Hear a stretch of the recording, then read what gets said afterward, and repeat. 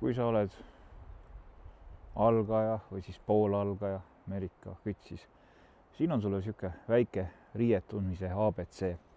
Et kui sa pead kasutama seda nii-öelda looduses riidevahetuskabiini, siis mis võiksid olla paar head asja, mis annavad nagu asjale värvi juurde. Kindlasti peaks sul olema sihuke asi nagu riidevahetusmatt. Sa võid ükskõik koos sellele maha laotada ja mis järgneb ongi see, et sa võid võtta jalast oma tossud asjad, sa ei pea muretsema, sa ei pea tegema neid lollakaid liigutusi. Ühesõnaga kure mängimine jääb ära, aga kõik see on alles esimene samm. Hops, karupesu seljas. Kõige parem ja kõige kindlam asi, kui sa ei taha ennast ära külmetada, on selline täispikk soe pesu. Ta on tunduvalt paksem kui tavaline sihuke igapäevane soepesu. Tal on selg, kõik on ühes tükis. See on see, et tegelikult kui sa liigud, ei lähe sul selg paljaks. Järgmine samm on väga oluline. On siis vanaema kootud villased sokid. Et ilma nendeta pole mõtet üldse mõelda Merika püügile. Nii et see on puhas sihuke kuld, mis annab kõigele selle väärtuse juurde. Ja kui nüüd edasi minna, siis väga oluline asi on vahetusriiete kott. Et sa paned oma riided, millega sa oled siia tulnud, ühte kotti, siis nad on pärast ühes kohas, siis tuled tagasi, sa oled võib-olla veits ära külmunud, võib-olla õnnest ogar, selles osas kalu nii palju või siis vastupidi ebaõnnest kurb, siis sa vähemalt tead, et kõik riided on ühes kohas, saad kiiresti ära vahetada ja kodu poole minema. Hops.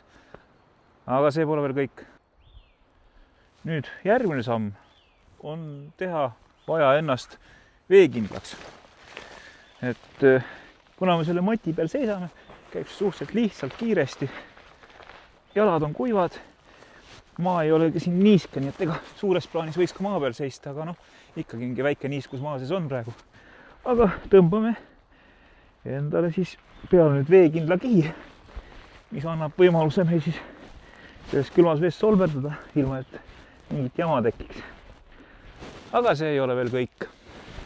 Nüüd jääb ainult viimane samm veel pugeda kuidagi siia kostüümi sisse. No nüüd ma olen sisuliselt veekindel. Nüüd jääb ainuke asi panna jalga saapad.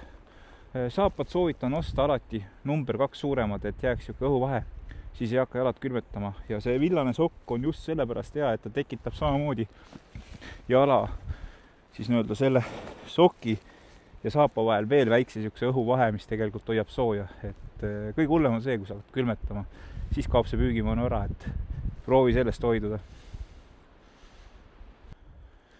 No nii, põhimõtteliselt olen ma nüüd valmis lahingusse minema, et on jäänud viimane lihv. See on nüüd Windstopper müts, mis on ühtli hea soe kõrvaklappidega ja hingav. Lihtsalt käib kinni alt, lõuad krõpsuga.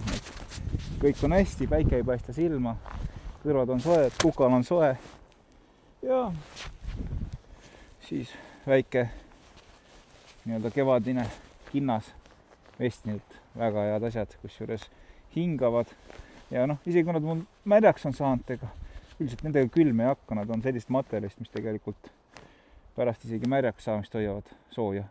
Ja nüüd ei ole muud, ritt kätte, lant otsa ja tuld.